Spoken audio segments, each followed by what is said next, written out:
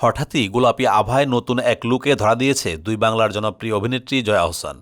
রূপের দ্যুতি ছড়ানো সেই ছবি প্রশংসা কুড়াচ্ছে ভক্ত ও নেটিজিনদের। বুধবার জয়া আহসান তার ফেসবুক পেজে একটি রিলস প্রকাশ করেছেন। ওই ভিডিওতে জয়ার নতুন লুক দেখে অবাক বনে যান ভক্তরা। গোলাপি আভার শাড়িতে একেবারে অষ্টাদশী মনে হচ্ছে অভিনেত্রীকে। তার নতুন হেয়ার কাট ও স্টাইলও মনে ধরেছে নেটিজিনদের।